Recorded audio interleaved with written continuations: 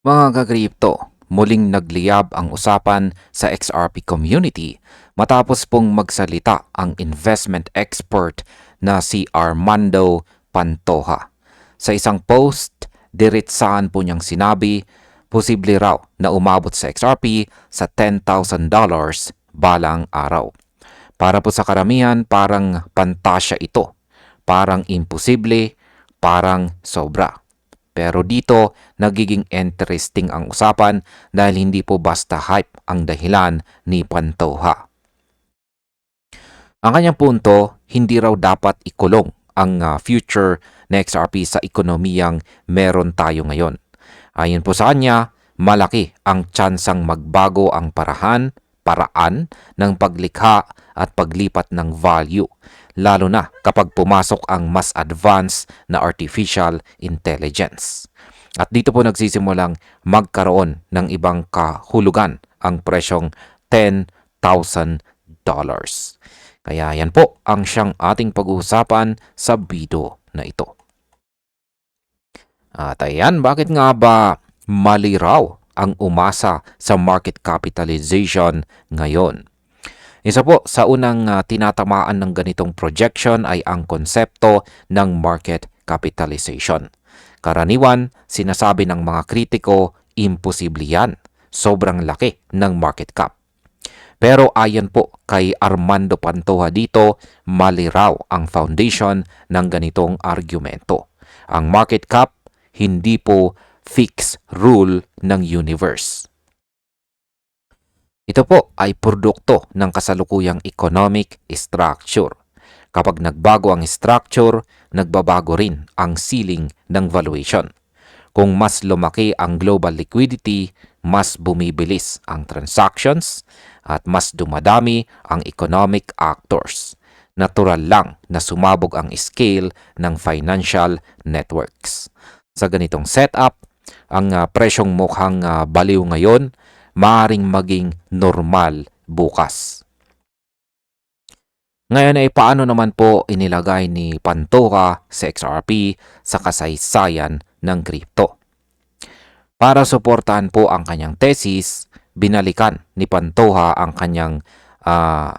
po ni Pantoja ang kasaysayan ng digital assets.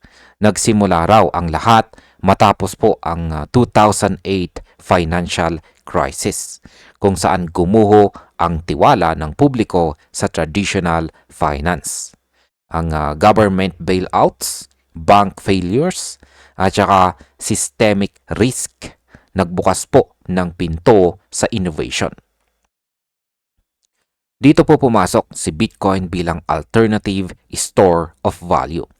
Samantala, isinilang po sa XRP na may ibang misyon. Hindi po siya ginawa para itago lang ang value, kundi para ilipat ito ng mabilis at saka mura. Sa madaling salita, si XRP ay nilikha para sa galaw ng pera, hindi lang sa pag-ipon nito. Ngayon ay ano po ba ang papel ng mga krisis tulad po ng Mt. Gox at saka Ethereum? Yan, hindi po naging madali ang journey ng crypto. Dumaan po ito sa matitinding pagsubok, kabilang ang pagbagsak ng Mt. Gox. Para sa marami, ito ay patunay ng kahinaan. Pero para po sa ecosystem, ito ay bahagi ng paglaki. Natutunan ng industriya ang risk management, custody at saka transparency. Pagkatapos po nito, pumasok si Ethereum, dala ang programmable finance. Smart contracts, DeFi at saka tokenization nagpalawak sa saklaw ng crypto.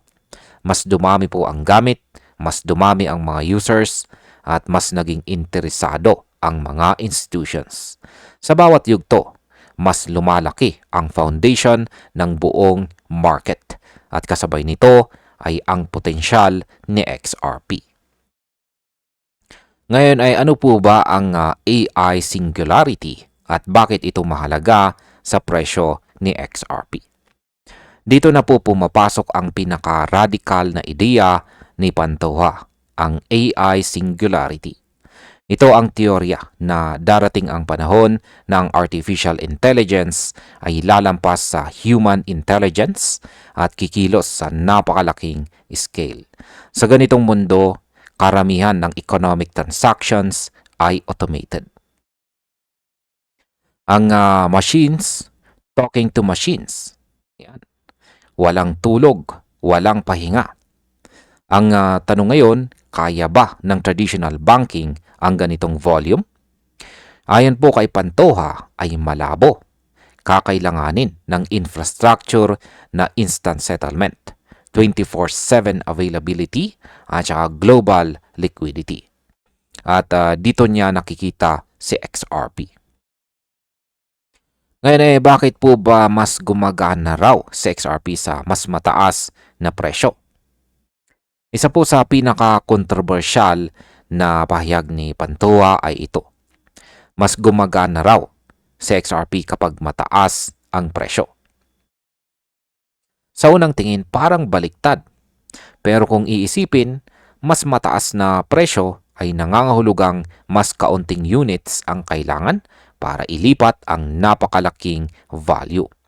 Mas kaunting friction, mas efficient settlement, at ayon po sa ilang eksperto, ang network na susuporta sa global automated economy ay kailangang may valuation na nasa hundreds of trillions. Sa $10,000 per XRP, lalampas po sa $500 trillion ang market cap.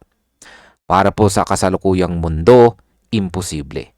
Para po sa AI-driven economy, posibleng baseline pa lamang. Ngayon ay ano naman po ang magiging papel ni XRP kumpara kina Bitcoin at saka Ethereum? Malaga pong linawin, hindi po pinapalitan ni XRP sina Bitcoin at saka Ethereum. Ayon po kay Pantoja, may kanya-kanyang role ang bawat isa.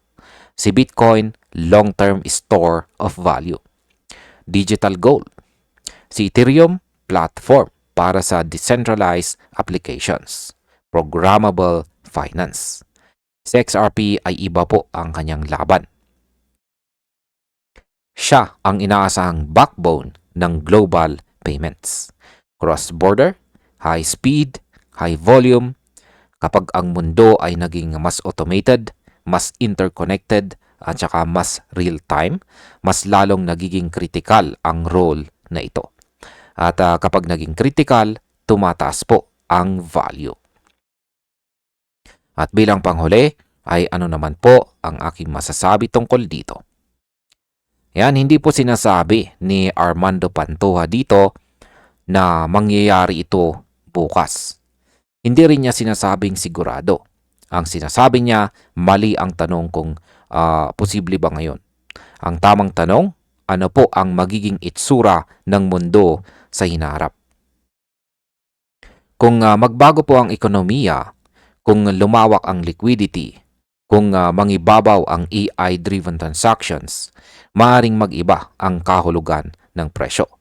Si XRP, ayon po sa kanyang disenyo, ay handang-handa sa ganitong mundo. At kung mangyari po ito, ang $10,000 ay hindi na po punchline, kundi footnote sa kasaysayan. At ayan, hanggang dito na lamang po tayo sa video na ito mga ka-crypto. Maraming salamat sa panunood.